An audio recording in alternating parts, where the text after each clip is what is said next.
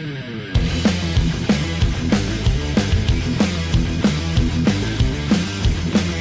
in, ladies and gentlemen, to episode number 46 of Let's Go Racing with David Starr. Tyler Jones here with you. So glad to have you with us. Coming up on today's show, we are going to look back on the one-year anniversary since this show took the air and share some of our favorite memories. Also, look back on our time celebrating Thanksgiving and dive into the X's and O's of sponsorship, what you need to know on how all this works. A little 411 on the sponsorship front in NASCAR in just a little while from right now. And before we get to that, a reminder, as always, we are presented by Whataburger. Don't forget that every Whataburger is made fresh, served hot and prepared just like you like it. Want jalapenos and cheese on that? No problem. They got you covered. Whataburger, proud to serve it hot and fresh 24 hours a day. David Starr joins us right now. David, hope you had a good Thanksgiving, my friend. What's going on in your world? You just got back from Houston, right? Man, we enjoyed Thanksgiving with our family, and then me and my boys jumped in my pickup truck and drove down to Houston. Went to the Houston Autorama. Been going to the Houston Autorama. It's where they have all the hot rods, and man, there's thousands of hot rods and all kinds of cool muscle cars in the George R. Brown Convention Center there downtown Houston. And we drove, left Dallas Friday night and drove to Houston, spent the night, got up early in the morning, went to the George R. Brown Convention Centers, probably walked 20 miles, looking at a bunch of cool cars. And then we went across the street, ate at Papacito's, one of my favorite Mexican restaurants downtown. And then we walked across the street to the Toyota Center and watched the Houston Rockets beat the Charlotte Hornets. It was a pretty awesome day and night. We had a good time. It was a lot of fun. Sounds like it. And Dominic Aragon from the RacingExperts.com is here as well. Dominic, how we feeling? Hope you had a good Thanksgiving, man. Man, I had a great Thanksgiving. Got to spend that back in Cranston, New Mexico with my parents, my grandparents, my aunt Yvette and Uncle Ramon, and their son Anthony and Roman, and brother came to town. It was a great time getting to see a lot of family I hadn't seen in a while, and spent the weekend up in Santa Fe with my girlfriend Felice. So a lot of fun. It was a great weekend, a lot of good downtime, and yeah, definitely a good time. How was your Thanksgiving, dude? It was good. And I got to tell you guys, one of my favorite parts of Thanksgiving is my favorite holiday, is that not only you get the food, but you get the leftovers, the food that you eat for the next several days. I just now finished the rest of my turkey, and we're 5 days since Thanksgiving. So I think that, David, I probably had some good timing on that. Another day might have been too long on that Thanksgiving leftovers. Man, I'm kind of with you. I love Thanksgiving. I just love the family. We all get together and just, man, the dinner and all the food and pies and, oh my God. And man, Tyler, the leftovers are even better, man. It seems like it gets better 2 or 3 days later, you know what I mean? But yeah, it's just man, Thanksgiving, just for family, for everybody, just to reflect on what we're thankful for. But man, it was just I just love Thanksgiving, just like you guys, man. It's a fun time, that's for sure. Yeah, no doubt. And Dominic, I know that you and your family had a good time too. Everything good with your holiday, man? I would say so, man. And like how we were talking last week, what our favorite dish was. Yeah, here in New Mexico, it's not Thanksgiving if you don't put red chili sauce on everything. So everything was just smothered and covered in red chili. And I'm with you, David. You have to have leftovers. And I feel like the leftovers, and you and I might be in the minority on this, the leftovers taste a little bit better than Thanksgiving sometimes. The Thanksgiving meal is great, but the leftovers just hit different. Man, no doubt about it, man. It's just, I wish we had Thanksgiving 2 or 3 times a year, to be honest with you. Oh, that's good. Well, guys, a monumental moment for us here on Let's Go Racing, as it was this day 1 year ago that we actually launched Let's Go Racing with David Starr, and we recorded it on a Monday night. It was November 30th. We released it on December 1st, and a few months later, we shifted the schedule a little bit to do our show on Tuesday nights and release it on Wednesday. But nonetheless, David, where has the time gone? I mean, we've had so much fun doing this show, whether it's been nights like this where it's the three of us or guests that we brought in. where's the time going? We've had so much fun. What comes to mind are some of your favorite memories this past year doing this show, David? Man, it's just it's such a, man, I love it to have the opportunity for you guys to talk about the news of the week and the races and analyze the race from the past weekend. And but man, the podcast, just a year just seems like it goes by so quick. It's like, we do our podcast on Tuesday nights, y'all air it Wednesday, and then next thing you know, it's like, man, it's time to do the podcast again. It just, time flies when you're having a good time. But man, some of my favorite moments have been, I think, having Mike Skinner and Brendan Gaughan and Jeff Bodine and Jeff Hammond, and just, man, we've had some really, some of my great friends and some superstars of the sport on here. I just thought that's just been awesome to have, all our guests to join in on us and to give us their insight on the sport and from their perspective and learn a little bit more about them. But I think one of my favorite one is when last December, when we did a podcast from my, with my Christmas tree in the background and my wife joined in on us. I thought that was pretty cool. That was pretty neat deal. But man, it's amazing. It's been a year, but man, it's been cool. I remember when both of you guys came to me with this idea, let's do this podcast. And man, I think it took me a while to really wrap my arms around it. And, y'all were very patient with me, but very persistent. And it's been pretty cool, man. It's a lot of fun. And I remember thinking, it's like, that podcast, what are we going to talk about? You know what I mean? And but man, there's never a shortage for things and topics to talk about when you talk about stock car racing and our whole racing industry. That's for sure.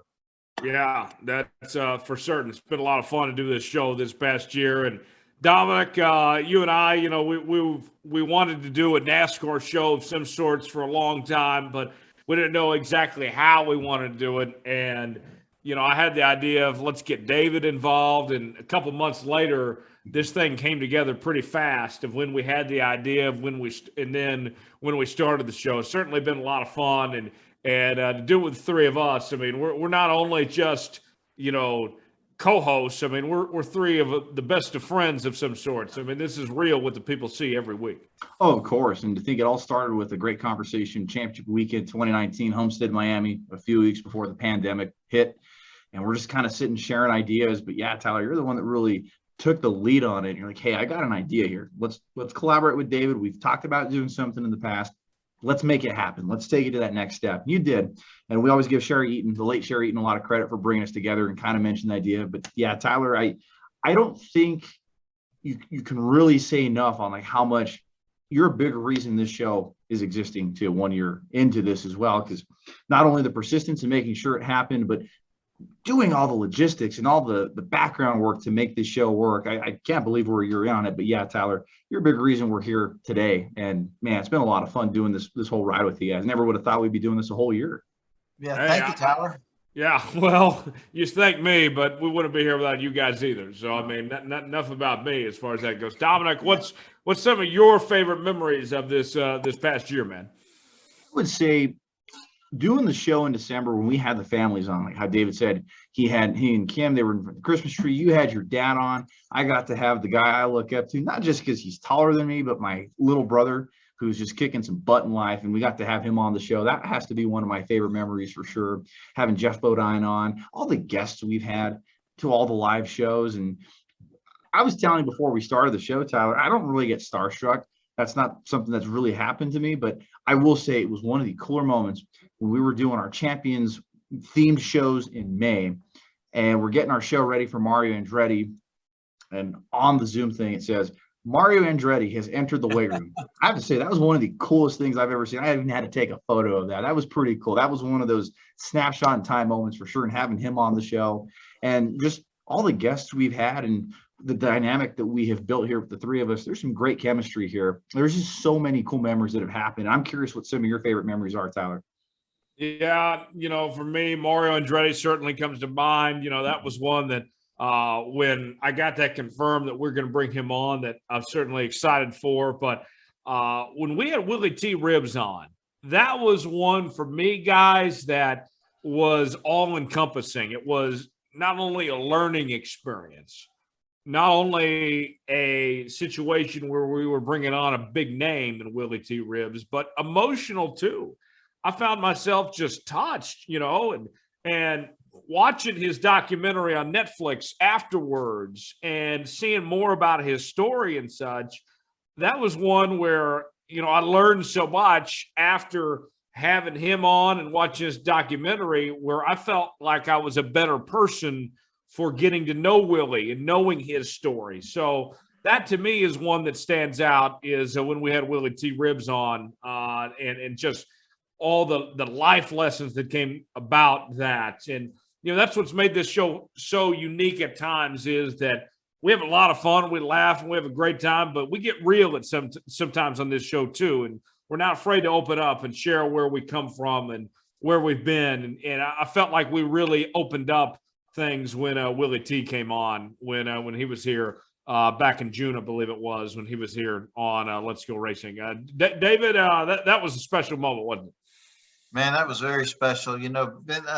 Having raced with Willie and becoming, and not only just racing against him, as having him be a great competitor, but becoming good friends with him back in 2003, I think it was, when he drove for the late great Bobby Hamilton.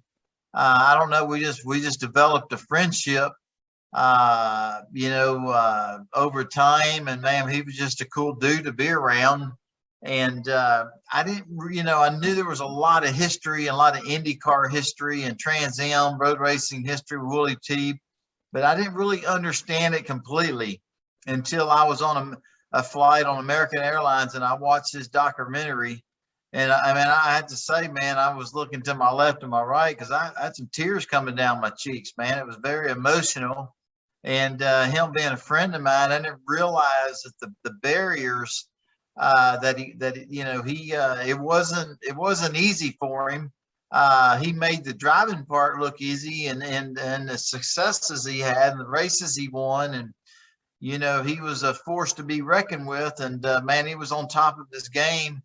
But learning some of the things that nobody should ever have to go through just to prove yourself. The talent was there, but just because your skin color was different from others, was a little bit more of a challenge to him. And just hearing you speak about him, it was a very emotional interview.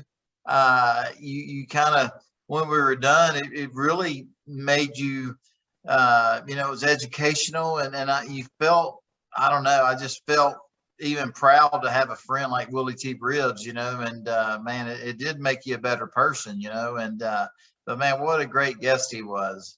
And Tyler, to kind of add on to that too, and just sharing some of these other memories, and maybe I'm backtracking a couple steps, but there's just so many cool moments on this show over the last year. And David, you orchestrated getting Joe Dan Bailey on our show. I believe that was in April or March of last year.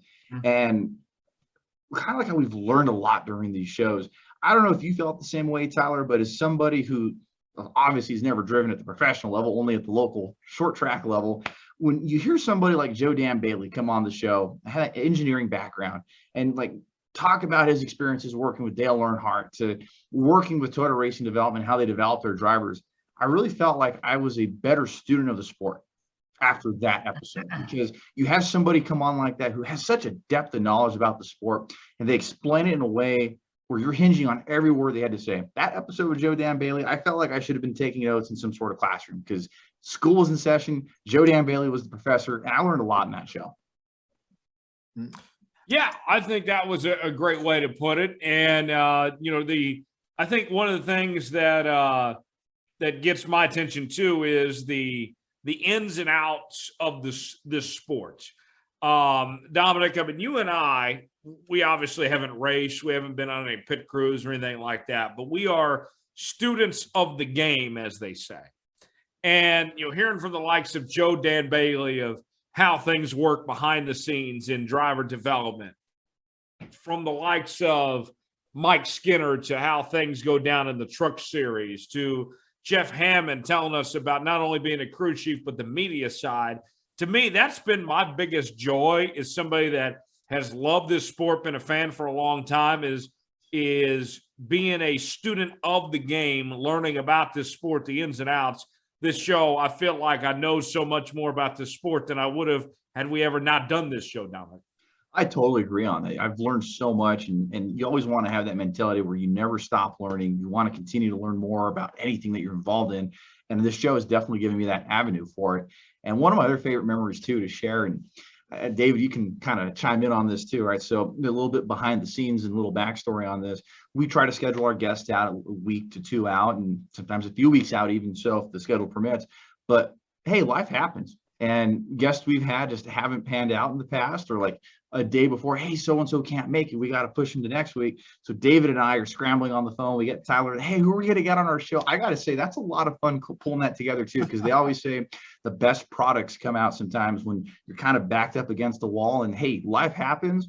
But those are some of my favorite memories too. Like, okay, working the phones, who are we going to get on our show this week when we've had the lineup and the block of guest day? That's been a lot of fun. Absolutely. And I don't know if I call it fun or stressful.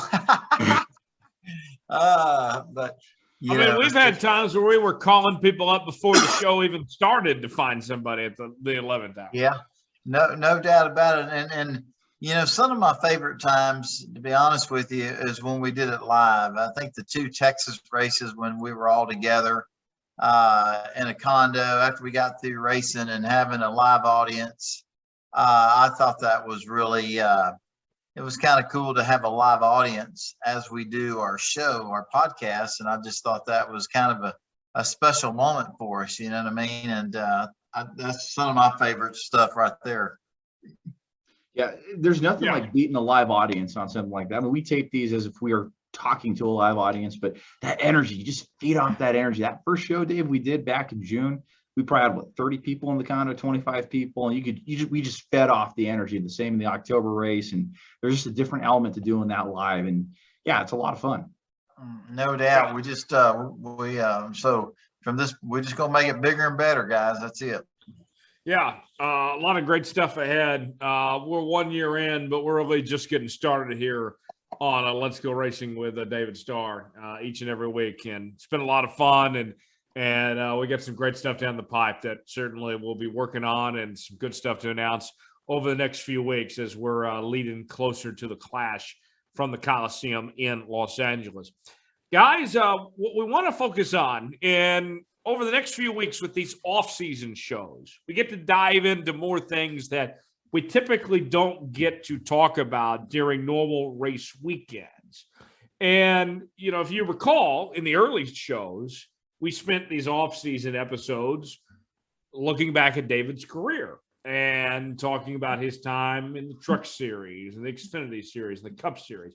Highly encourage you, by the way, to go back and check out those shows. They're still very good, and they're available if you wish. But today we want to put our focus on sponsorship and how this works. And, for most NASCAR fans out there, everyone knows that this sport runs on sponsorship. But David, I don't think most people realize what exactly goes into it, kind of the ins and outs. And we want to make this as simple as possible to explain to the folks at home, to give that inside baseball sort of view. So David, let you start here. Where does it all begin?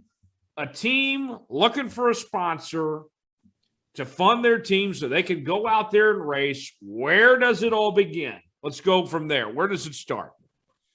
Well, our sport, NASCAR, auto racing for years, drivers were just hired drivers. A team owner would go to, watch and go to a local short track or see who was winning in the ARCA series, the NASCAR Winston West series, which is now the K&N series, and look at who the hot shoe was, who's running the top 5 week in and week out. And they would give somebody an opportunity to drive a truck or a Busch car called back then. So when I came into NASCAR racing in 1997, 1998, I feel like I drove my way here. People gave me opportunities because they thought I had what it took, and I felt like that, I kind of earned my way here. And you fast forward, 17 years later, and a lot of the great drivers, Mike Skinner, who was once my teammate, Jack Sprague, Dennis Setzer, Johnny Benson, on and on and on. What happened to those guys? Where'd they go? David Green, lots of great race car drivers that we race with week in and week out. And the way the sport works today is, a lot of these team owners are looking for talented race car drivers, but they're also looking for a race car driver, being a female or a male, that can bring some funding with them, and I would say 90% of the team owners are looking for that because, the truth of the matter is, man, when you got these big race shops with all this equipment and all these personnel and 18-wheelers and, it's expensive. It's expensive to crisscross America and race in any NASCAR series, National Series, Truck Series, Xfinity, or Cup. And so the team owners are looking for great race car drivers that have also that have funding with them, if that makes sense. So, there's some great race car drivers all over the United States. And but when you start pinpointing or seeing, well, hey, this guy or this girl's really good short track racer or road course racer, road racer.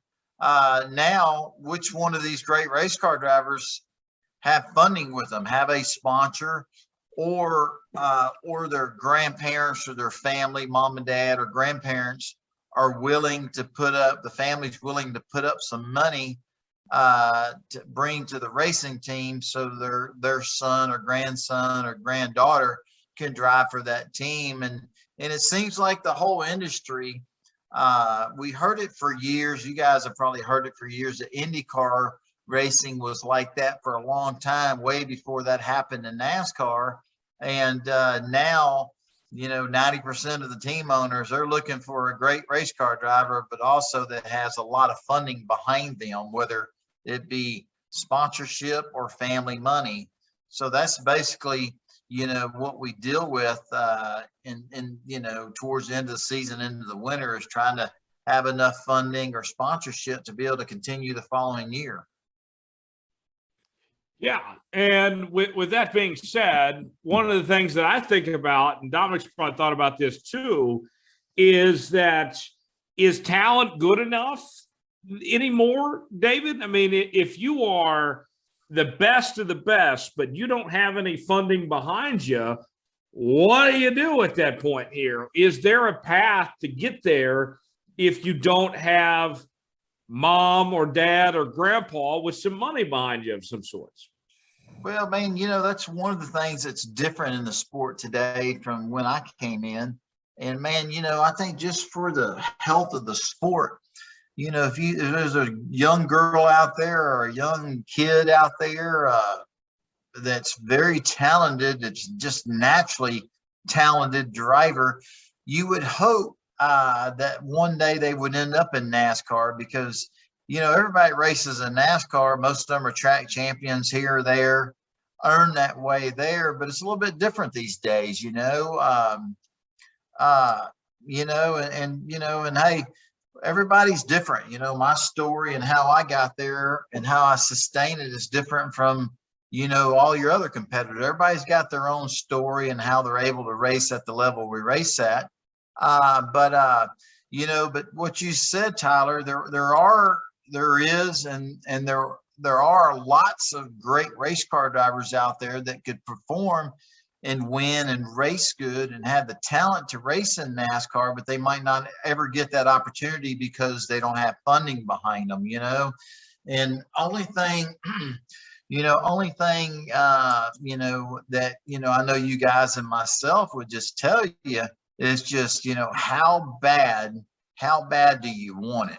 If it's everything you could ever want and you don't mind the sacrifices, and just getting on the phone, begging and borrowing and just, you can't stop until you make it, until you find funding or find a sponsor, I would just, there's so much to it, you know what I mean? And, it's like, hey man, every racing team, every driver, everybody needs a sponsor, but you got to make sure that the companies, the sponsors, the companies, whether it's whoever that company may be, they're coming into a sport that has a national television presence, the digital media, social media.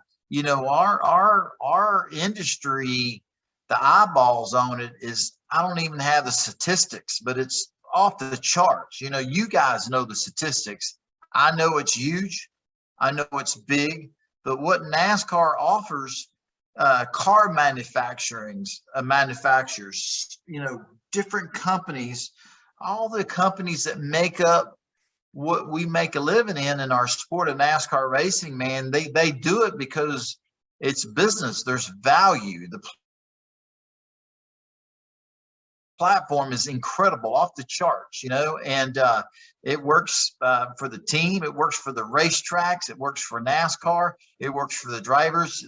Like you said earlier, Tyler, the whole industry is ran on sponsorship, so it's just so important for all, for racetracks, for team owners, for drivers, the manufacturers. I mean, it's just everything works on sponsorship, man. Yeah.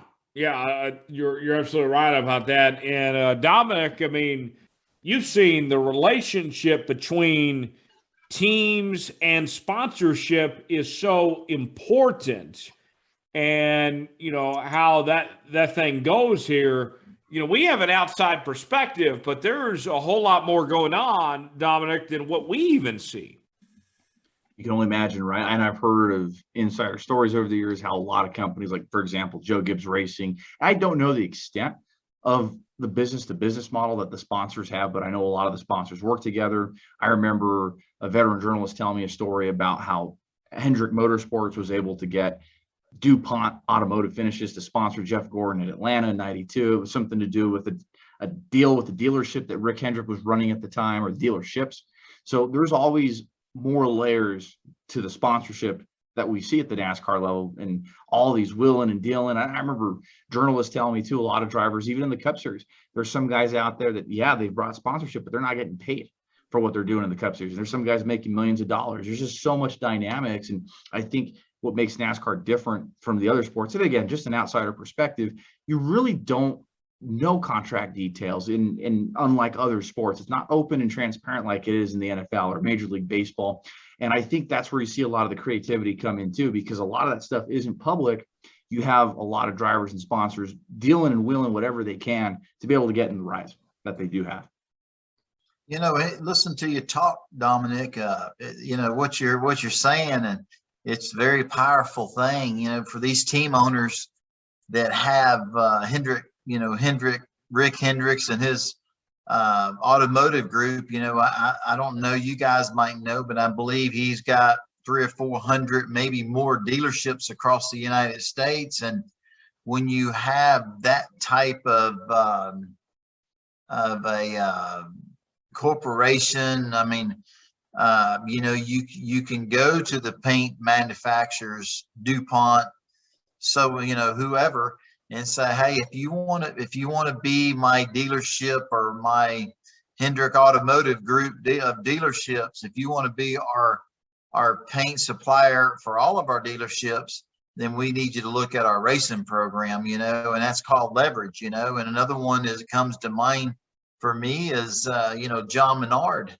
John Menard is God, what a great man, and his son, Paul Menard.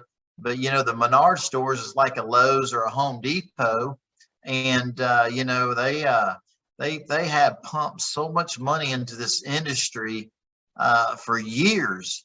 And I think a lot of the different products that you buy at a Menards store, a lot of the products are involved on the racing side too. I think, and I don't know this for a fact, but I think, if you're selling your products in a Menards stores, you're probably donating to the sponsorship, wherever Menards at. That's called leverage as well, and some team owners are very, very fortunate and blessed to have leverage like that. You know what I mean? You think of Penske organization, and there's several other ones out there that have that type of leverage. But man, it's everything about our industry. Every race car driver needs a great sponsor. Every team needs funding. It's just so expensive. You got to have it, and man, the coolest part about NASCAR racing is, you see all these thousands of companies involved in our sport, whether it be a racetrack sponsorship, our event sponsors, the races we run have sponsorships, the teams have sponsorship. NASCAR, the official tire of NASCAR, the official tractor of NASCAR. There's just soft drink, beer, all that. Yeah, absolutely. But it's all business. It's business, and it's just how it works. You know what I'm saying? So tell me this, David. When you look at other professional sports, all of those teams, even those that spend money, we think about like the Los Angeles Dodgers or the New York Yankees or Golden State Warriors, whatever it may be. At the end of the day, their goal is to turn a profit. They might not see it right away, but they feel like, hey, we win a championship or whatever, we're going to make the merchandise and we're going to build a brand. Eventually down the road, we will see the fruits of our labor, come forward and make a profit of some sorts. In the case of these NASCAR teams, these teams do not own their own stadiums. They don't have a local fan base dedicated solely to them of some sorts. Things are different. Aren't these race teams kind of looking more so to break even as opposed to turning a profit like we see in stick and ball sports of sorts? Well, every racing team is a business for someone, whoever the ownership is or owners. It's a business, and it has employees, and I mean that business you want it to be successful, and the racing teams are looking to turn a profit as well, and one of the cool things, just the whole sport of NASCAR racing, the NASCAR platform is incredible for any company. And one of the things I see a lot, a competitor to Whataburger, another fast food hamburger chain that was involved with Dale Earnhardt years ago, over 25 years ago, 30 years ago. I still see their name on T-shirts. I see their names on pictures. The residuals of that company being involved with Richard Childress Racing and Dale Earnhardt way back then, it still works for them today. You still see that signage, you see T-shirts, you see it in pictures. It's amazing, and like Dominic was talking earlier, I'm so blessed with so many great partners that give us the money, the funding, so I can fund my team. I can give it to my racing team, so we can go out and buy better equipment. We can hire better staff, better team members, fabricators, engineers, crew chief, mechanics, so on and so forth. The more money that you're able to bring in funding wise to help fund a racing team, the faster you're going to go, but you got to understand that as much as we all need sponsors and these racing teams need sponsors, the sport has got to work for them. They got to see a return on that investment. A company that gets involved in NASCAR racing, they're pumping lots of money into a team, into a driver, and they got to see a return on that investment. You know, if they're giving you $100, they want $200 in value and in return. And man, the national television exposure that we have with NBC and Fox, week in and week out, just seeing the name on a race car is unbelievable. Bringing your partners, customers, and employees to the racetrack and laying out the red carpet for them, feeding them lunch, giving them radios, showing what happens behind the scene, let them sit on a pit box. Just, you know, it's just an experience of a lifetime, you know. And lots of these companies that bring their customers and employees, man, they're like kids in a candy store. They don't want to leave, you know. And the atmosphere, the energy and the atmosphere at the racetracks is amazing. You know what I mean? And then the television exposure, and, you know, I can speak for myself, you know, going out, speaking engagements, going to a party for one of your partners and speaking to their customers, speaking to their employees, taking a race car to an event and letting the customers and employees take pictures with the race car. I mean, it's just endless, you know. But NASCAR, the platform that we have in NASCAR racing is off the charts. And you talked about NFL, Major League Baseball, the hockey, and, you know, one of the things, every sport is fighting for sponsorships in that sport. You know, we watch NFLs all day long on Sunday and Monday nights, and, you know, the NFL teams, some teams have a lot of great partners, some don't have as many partners. And, you know, some NFL teams, the markets they're in are much larger.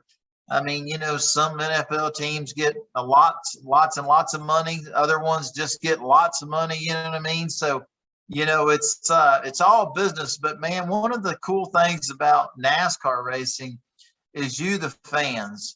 Without the eyeballs and the fans watching it on television, and you guys, y'all see it week in and week out, having 100,000, 200,000, 150,000 people at an event on a weekend. I mean, that's why the manufacturers are involved. That's why you see all these sponsors involved.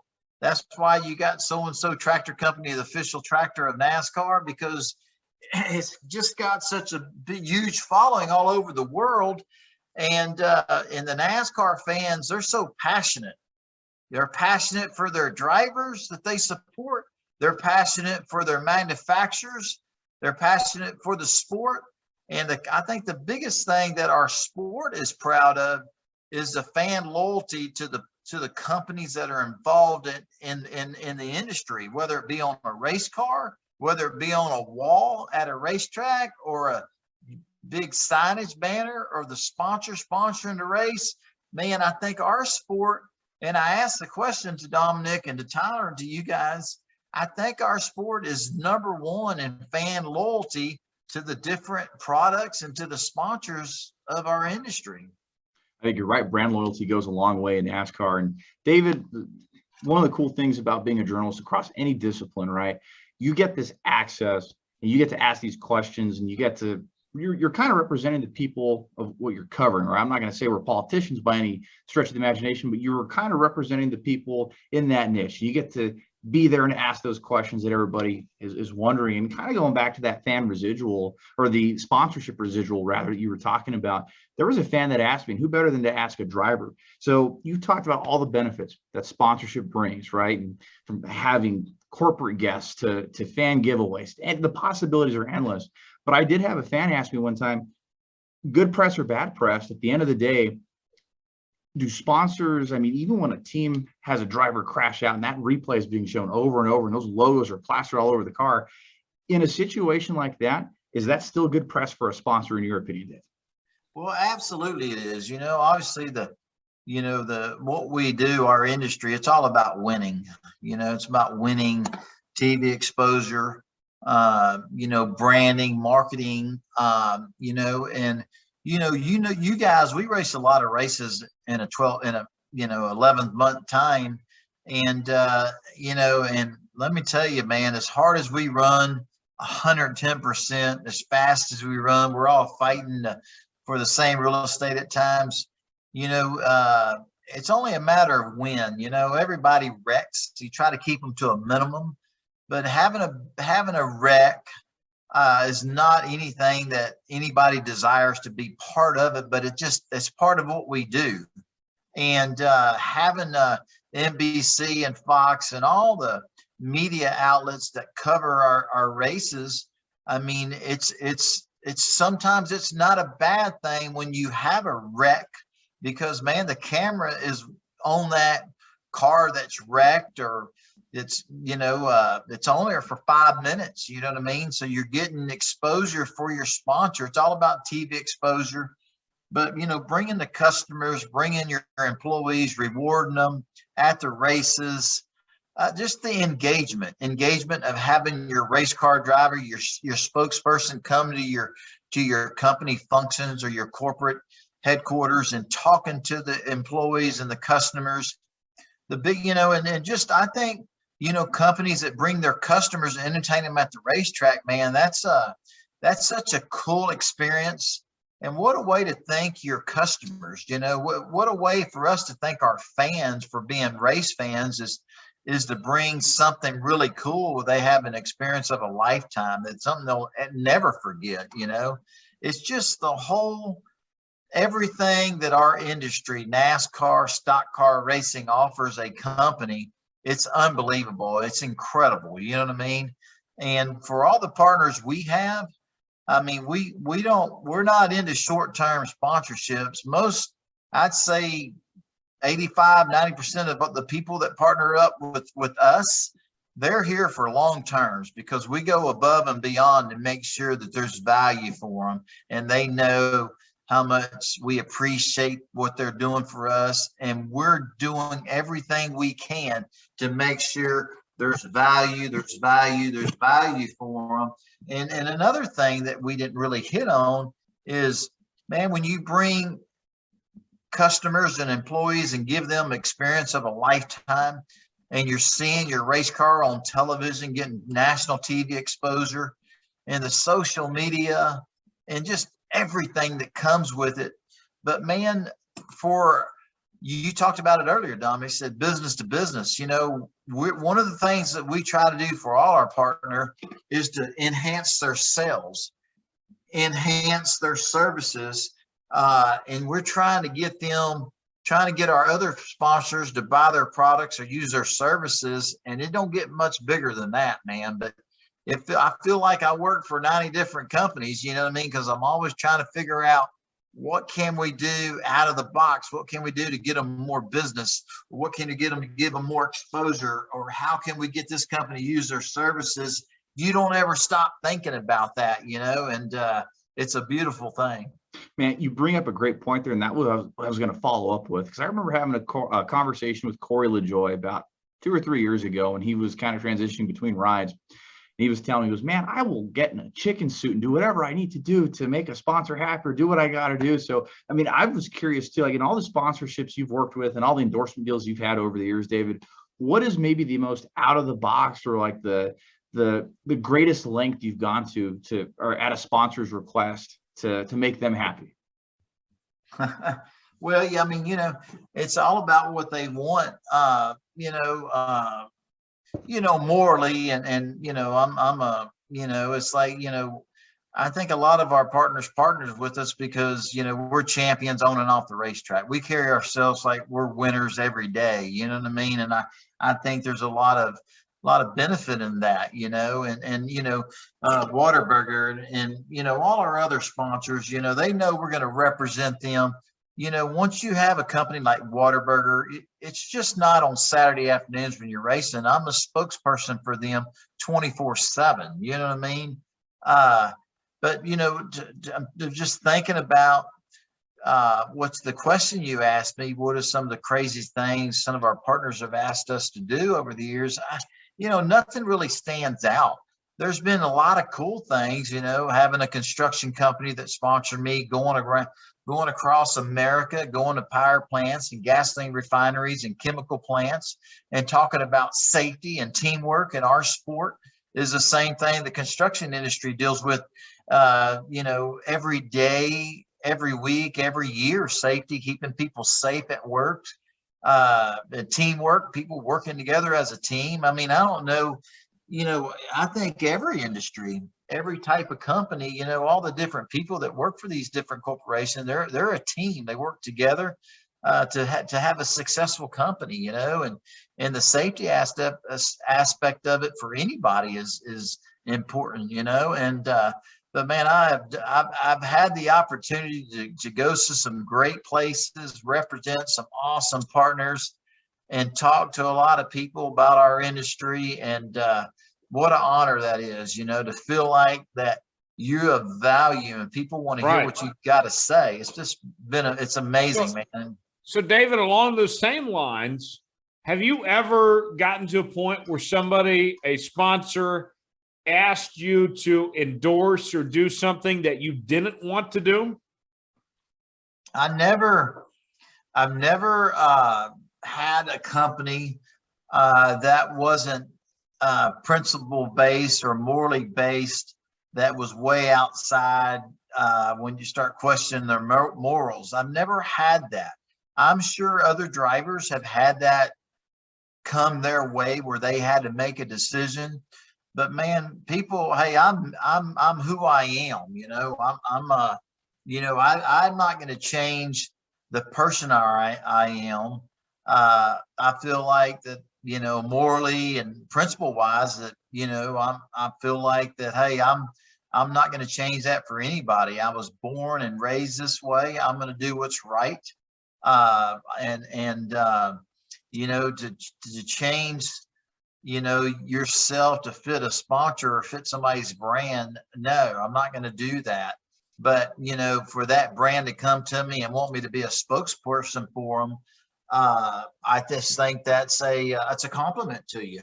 And there are some companies out there, I haven't ran into this, that I'm not real sure that probably wouldn't work with who I am and what I stand for. You know what I mean? And I have not run into that situation, but I know other drivers have. You know what I mean? And but man, I love all our partners. The truth of the matter is, this coming season in 2022 will be my 25th year. And I could have never raced and lived out the dreams and done all the cool racing and all the cool stuff without great partners. You know what I mean? And man, we have them all across the country, and there's lots of them. And I love seeing them at the racetrack. They have a big old smile on their face. I can't remember having a bad experience for any of our partners. They're just loving it. Their customers are loving it. Their employees are loving it. And it's amazing, and you guys, myself, I speak for us as a group. We're just blessed to be part of such a cool sport that gives you that awesome platform for us to go out and have great sponsors like Whataburger. Whataburger is a sponsor of our podcast here. And they sponsor my racing team and myself, along with 80 some other companies. And man, what an honor it is. And we work hard to make sure that there's value for what they're spending, to make sure they see return on that investment. And they know with myself and with our podcasts and our teams that they're only going to get the best. Even a bad day at the racetrack, somebody wrecks you. We're going to represent all our partners with class and dignity and with some good positive energy. That's great. That's great. One more question from me, and then if Dominic wants to add anything, go ahead by all means. But David, obviously it's kind of frowned upon of trying to steal sponsorship from other teams and other drivers of some sorts. What do you do as far as bringing new sponsors into the sport and trying to attract interest? Are you talking about cold calling them and just seeing what works, or is there usually a lead one way or the other? How does that go about, of bringing in new partners into the sport that have never been a part of NASCAR before? Man, it's a great, I'm just so blessed, and many more than I deserve. I have people, friends. Matt Jennings is another guy that's helped me a lot. And the relationships, the friendships you have with people across the country. They see how hard we work to take care of our sponsors, because they're everything. And so sometimes, people that work for different companies, they say, hey, our company's they're looking in motorsports, looking at IndyCar racing, or they're looking at drag racing. And they'll call me up and say, hey, David, I think you ought to call our corporate headquarters, tell them who you are, and see if you can get to the president or the CEO of the company, and, tell them you'd like to, set up a meeting with them and talk to them about getting involved in NASCAR racing, and a lot of times I cold call a lot of companies. A lot of them aren't interested. A lot of them are like, yeah, we'd love to talk to you about it, and so you never know what you're going to get on the other end of the phone of the phone call, and it's always surprising. Sometimes companies I call, just cold call them, and next thing you know, you're on the phone an hour with them. And the coolest part is they said, man, you're really David Starr. I'm like, yeah, I'm David Starr. Hang up and call me back, and they're like, we're looking at, they look you up on social media, look you up on the computer, and we're looking at you, and I said, well, hey, I remember one time and it happened earlier this year. I cold called a company, and I was talking to the vice president of the company, and it was a she. And she said, well, I'm looking at all your pictures. Are you sure this is David Starr? And I said, well, I'll take a picture of myself and text it to her. And I did. And she called me back. She said, man, she just thought that was the coolest thing that I was calling. I said, hey, I'm just, trying to raise enough money. We need more tires for this particular race. And they were in a certain part of the country where we're racing at. And they ended up doing a sponsorship with me, but they thought it was pretty cool that the race car driver, I was actually calling them. And, but it's, I get leads from friends. I cold call people. A lot of the partners we have currently, they're always saying, hey, we know that we need more funding for the racing team so we can get a better motor, we can get a better this, or you just need more funding so we can get closer to winning the race. And a lot of our current partners will hook us up with a customer or another company that they've heard looking to get into NASCAR. So it's really interesting how the leads come to you. It's very interesting. But I just tell people, and you understand this, you guys, we're in the people business, man. Without people liking you, without people wanting to help you, without great partners, there's no way it works for anybody.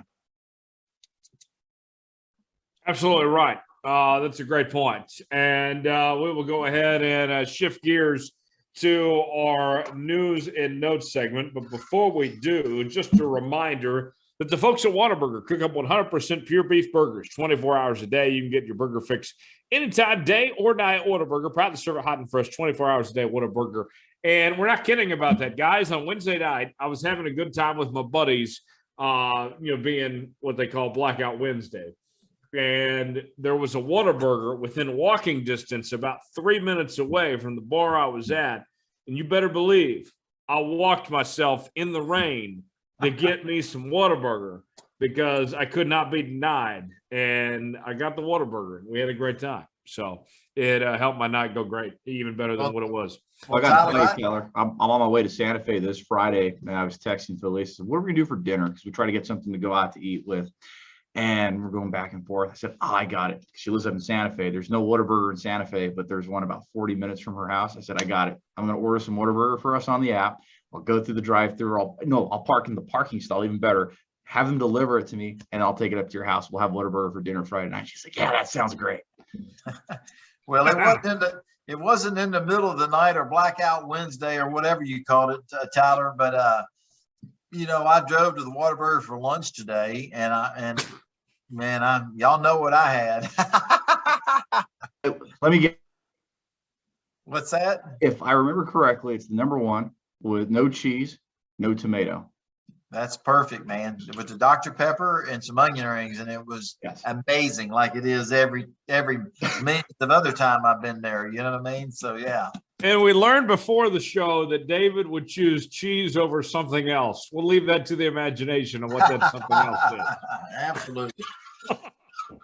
Time for our news and notes segment. Dominic, for a day after Thanksgiving in the month of November, there's actually quite a lot going on. A lot going on in the sport. We're going to catch you guys up on it. As you all know, in our motorsports news and notes segment, we go and cover and just talk about the weekly news that's going on in our sport. And one of the biggest headlines that come out of this week, November 30th, a lot of outlets reporting that the Nashville Fairgrounds Speedway might be eventually added back to the NASCAR National Touring schedule. The Fairgrounds last held a cup race in 1984. Jeff Bodine was the last winner at that racetrack, but the mayor and proposals are going around. Guys, we could see potentially 2 Nashville races on the schedule at some point. Nashville Fairgrounds looking like they could be added back at some point to the schedule. Awesome market. Man, my dad, when he was working with Tony Bittenhausen Jr. and Ronnie Chumley, they used to go to the Nashville Fairgrounds in the late 60s, early 70s.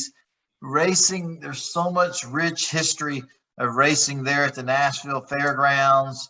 And now with the Nashville Super Speedway, I'm so excited racing in the NASCAR Camping World Truck Series for as long as I did.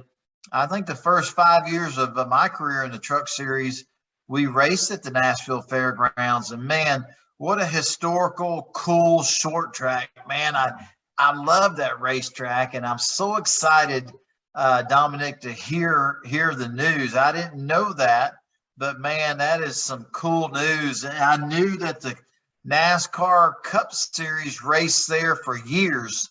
I didn't know that 1984 was the last Cup race there, and it was won by Jeff Bodine. But man, in all my history books that I've gotten in the libraries over the years in high school, I always read about Nashville, the fairgrounds at Nashville, the half-mile short track there, and they had tons of Cup races there. And it's cool to see the city finally get behind such a historical, awesome short track. And I'm excited that NASCAR, there's talk that they're going to bring the Cup Series back to the fairgrounds. That's just great news.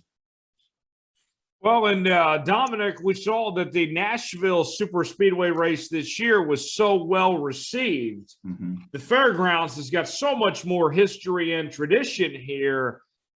I love the idea of not only NASCAR having its presence in Nashville, but going back to its roots of the Fairgrounds. This seems like a win-win, and we still might have the Super Speedway involved too. Absolutely. And Tyler, correct me if I'm wrong, but wasn't the Nashville race one of the highest rated races of the year? It was. Yeah, absolutely. It's a great market for NASCAR. I mean, there's a reason the awards banquet has been there the last few years, and fans in the Southeast, I mean, NASCAR and its roots and its deep history, it makes sense. This is certainly a move I think that a lot of fans are going to be happy with. And especially you talk about fans that have been following NASCAR for a long time, those fans that have been around since the 70s and 80s. This has to be music to their ears, no pun intended, with Music City. No doubt about it. And I went by Texas Motor Speedway earlier today to see Rob, the new general manager, Rob Ramage, and I walked into his office and they said, well, Rob's not here. He's in Nashville for the Cup Series banquet. And I forgot all about that, So I think, the famous Broadway where all the honky tonks and all the cool stuff is in downtown Nashville will be inundated with some cool Cup cars doing some burnouts here the next couple of days. I don't even know when the Cup banquet is. Is it Thursday night or Friday night? Thursday. Thursday. Man, that's cool, man. That's country music and NASCAR racing, man. It goes together well, that's for sure. Yeah. I love what Nashville has become for NASCAR guys, between the awards banquets and now, being a part of the NASCAR schedule. I mean, it's got everything. Nashville is a city that, I'll be honest, is a place I would love to live at some point in time if that ever presented itself.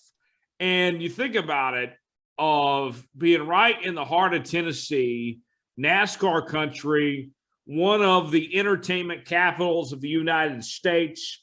This is a sport that we have to think about, guys. It's not just about attracting the fans that live in these areas, but also you have to attract a fan base that is willing to make a vacation out of these race weekends. And between Nashville and Las Vegas, I think those are about the two cities in America that you say to yourself that those are destination vacation cities. And to see two races at Las Vegas already, and it looks like two races at Nashville, that just makes sense for this sport, David.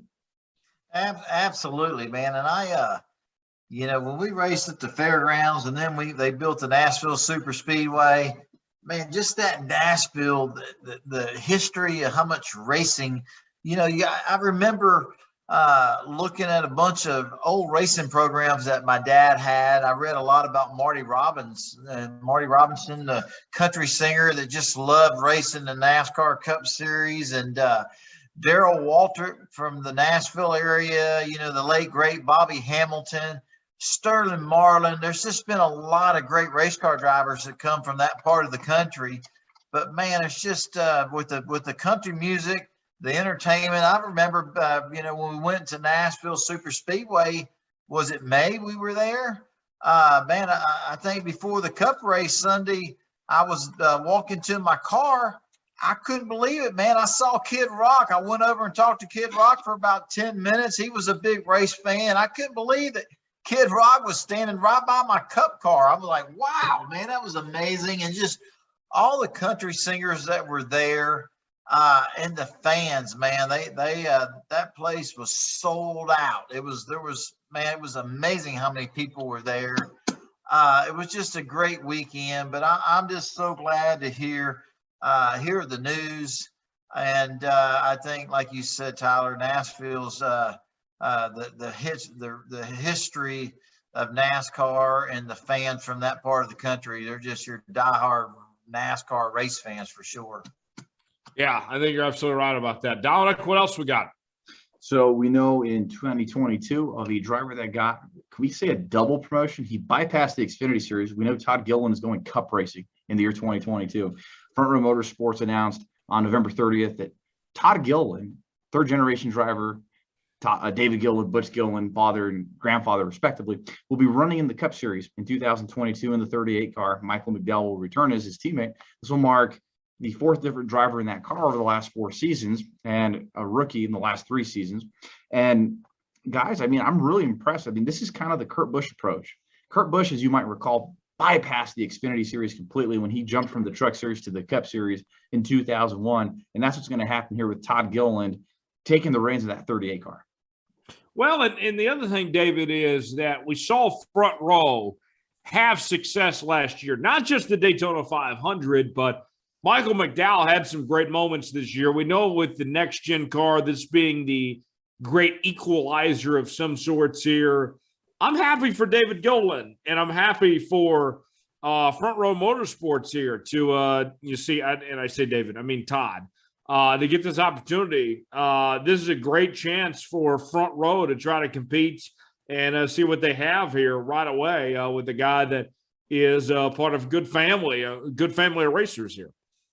Man, I'm excited to see Todd Gillan get this opportunity, and Dominic's talking about bypassing the Xfinity Series, but man, what Todd Gillan did in the Truck Series this year, guy was a contender almost every race. Obviously, just an excellent, awesome race car driver, and man, he's got the skill set to jump into the Cup car, especially with the new car in 2022. I wouldn't be surprised to see Todd Gillan in victory lane. I mean, and the Cup Series in 2022, with the way how equal these the Cup car is going to be the first part of the 2022 season. But good for that young man. Good, and like y'all said, Todd comes from a great racing family, good people. His dad, David, was always a tough competitor, and it's cool to see somebody from the Truck Series get that phone call to go up and race in the biggest racing series in the world. And I'm excited for Todd, and I look for big things to happen with him and Michael McDowell in 2022. Yeah, that's a fun story for sure to see that organization, the way things have played out there. Certainly excited for them, what they have coming forward. Dominic, anything else? Nope, that'll do it. And with that, we're on to you, Tyler, with everybody's favorite segment. What's it called again? Ask David. That's And right. by the way, one more note of sorts.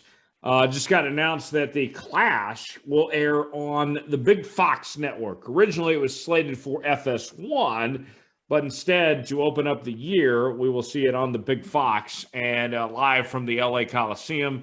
As an Oklahoma fan, I hope that new head coach of USC, Lincoln Riley, is not involved. That's a whole nother story that will you can go to my Twitter feed and find out more there.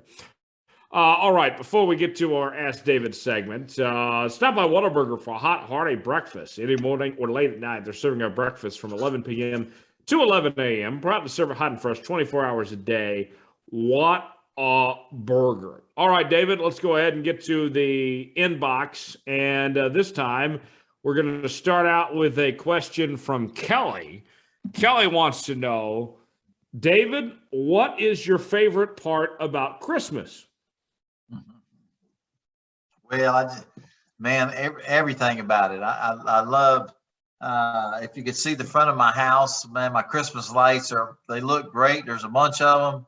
And, man, just, I don't know, the Christmas music, the cookies, man, I just love the meaning of Christmas. Man, I love every aspect of it, man. Me and my boys and my wife go downtown and ride in a horse and buggy carriage and look at the Christmas lights in a neighborhood.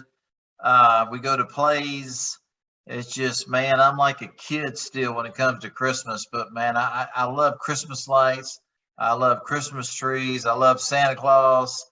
It's just good to feel like a kid again. And, I love the meaning of it. And man, it's just a happy time of year.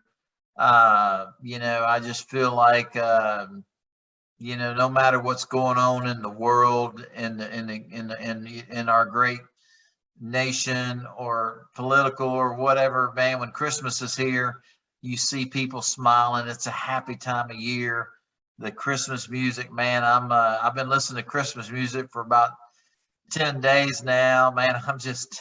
I love it, man. I love Christmas. How about you guys? What's the best part for you guys? To me, it's that Mariah Carey song, All I Want for Christmas Is You. I can listen to that all day long. I mean, I love me some Mariah Carey. There you go.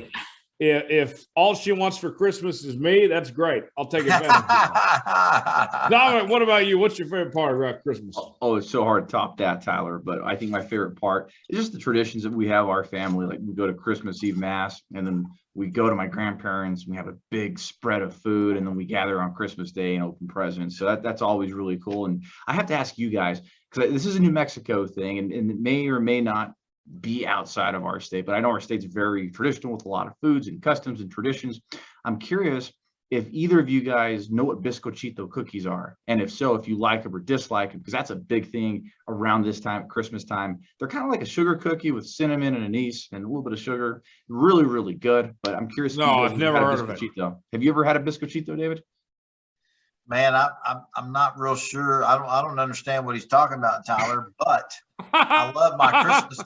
I love my Christmas cookies, man. I can assure you, God, I love Christmas cookies. Thin, sugar cookies with some icing on them, and man, it's just. I'm not real sure, Dominic. I understand what type of cookies you're talking about, but man, I love the cookies at Christmas time. You know what I mean? I don't know. I don't think it's the same thing here in Texas, but if it's cookies, I'm sure I would enjoy them. They are really good cookies. I'll tell you guys what, when I see you here in a few weeks, just after Christmas, we'll get you guys to try some bizcochitos and we'll get your guys' reaction on camera. How about that? Awesome, man. That'll work. That'll work. I like it. And we're doing a big Christmas special sometime a couple days after Christmas down in Dallas. Myself and Dominic will be making our way down there and spending a couple days with David. We're going to be staying in his house and everything. Should be a lot of fun. Awesome. So look forward to that coming up later on next month. All right, next question. This comes from Carly. David, Carly wants to know, is there an athlete in another sport that you think could make for a good race car driver? Man, that's cool. That's a cool. What a cool question. You know what I mean? Golly, I don't know. Maybe Tom Brady. I mean, because this guy, man, he doesn't age. He's on top of his game. Seems like he gets better as he gets older. He's passionate, very passionate about football, and man, and man, he just his desire and dedication to the game to be the best of the best obviously is created the all-time best in himself. But man, I'd have to say Tom Brady, man. I think Tom would have been a great race car driver just because of what he's done as the GOAT of NFL quarterbacks. You know what I mean? That's a great question. I love to hear your guys' opinion and thoughts on that. Well, I'll jump in real quick before Dominic goes. I have a little story on this. All right, good. These fronts. So a couple of years ago, I interviewed former Chiefs running back Darwin Thompson when he was drafted, literally within a couple of days of he was drafted. And I asked him, I said, so what do you want to accomplish? What are your goals? And just an open-ended question, right? And he says to me, well, after football, I want to get into NASCAR, and I want to be a NASCAR driver. Wow. And I said, have you watched much NASCAR? Have you gotten into it? And he's like, no. I have not watched hardly any of it. I don't know much about it, but I want to give it a shot. Well, Darwin, he's a free agent right now. He doesn't have a job. So maybe now's his time to go ahead and flip the page and give it a shot at NASCAR. Maybe he'll come to the David Starr Texas High Performance Racing School or something. Man, what a cool story, Tyler. I had no idea. That's pretty awesome, man.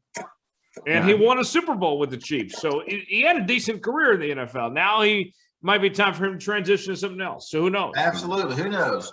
The one I would have loved to see, because I know he did commercials with Dale Earnhardt Jr., and he was partner, I think, with Dale Jarrett with the Busch Series team in the late 90s, and he's a big NASCAR fan. I'd love to see what Brett Favre could have done behind the wheel of a stock car. I mean, even it's not too late, right? Brett's in his late 40s, early 50s. It's never too late. I think Brett Favre in a stock car would be a pretty cool sight, if you ask me. I totally agree with you there, Dominic. That's pretty awesome, man. I was a big fan of Brett Favre. Wow. That'd have been cool. That'd be cool to see him behind the wheel of a stock car. That'd be awesome. But, man, what a cool question that was. Certainly out of left field. I love it. That's no doubt about it, man. Thank you, Carly, for sending us that question. As always, you can send us questions at davidstarpodcast@gmail.com. Also, Facebook, David Starr Podcast, and by Twitter at Star Podcast. You can find us there. We're about to go and wrap up today's show. Before we go, David, tell us what's going on with you this week, man. Man, I just catching up, putting my Christmas tree up at my house, trying to take care of some racing school business and NASCAR business, lining up some meetings with my sponsors. So that's, buying a new laptop computer, just, man, lots of business stuff this week. And it was after the Thanksgiving holidays, man, it's like it's back to the grind, you know what I mean? But I enjoyed them. But man, just a lot of racing business going on right now. It's what's keeping me busy during the days these days right now. How about you, Dominic? Yeah, I'll be staying busy here in Grants. I'll spend the weekend up in Santa Fe. Looking forward to that, and just continue to cover the news and notes for the sport on the racingexperts.com, and our staff always doing a good job doing that. Jonathan Field, Justin Malillo, we have a good little team working, and Adam Kuhn. Appreciate all you guys. I know you guys are listening, so thanks for all you guys do for the company. And how about you, Tyler? What do you got over the next few days? Man, on my front, we're getting ready for the college football playoff. We're going to know the college football playoff top four on Sunday. And so I'm doing some TV stuff over the next couple of days, getting ready for that, as well as covering the National Football League. Going to be talking to former Oklahoma State quarterback, college football analyst Clint Shelf on my TV show this weekend, breaking down the college football playoff semifinals. So that'll be exciting. But a lot to cover over the next couple of days. Certainly excited about that. And guys, we got to go. Big thanks to you, the listener, for joining us, as well as our entire crew. It's been a fun year so far. Here's to many years of Let's Go Racing here on the program. Certainly check us out on Apple, Spotify, YouTube, Google Podcasts. Leave us a 5-star review, or don't leave us one at all. And make sure to hit that like button. We certainly would appreciate it if you do so there. And check out the Studio Soapbox Network. This show out each and every week, as well as my show, The Jones Report, and the Raw Tools Show with Luke Slabaugh, and the Coach Bo Knows podcast, all on the Studio Soapbox Network. Some great stuff there. Check it out. We certainly would appreciate it. We'll put the checker flag out on this episode for Dominic Aragon and David Starr. I'm Todd Gillan saying so long. This has been another edition of Let's Go Racing. We'll see you next week. So long, everybody.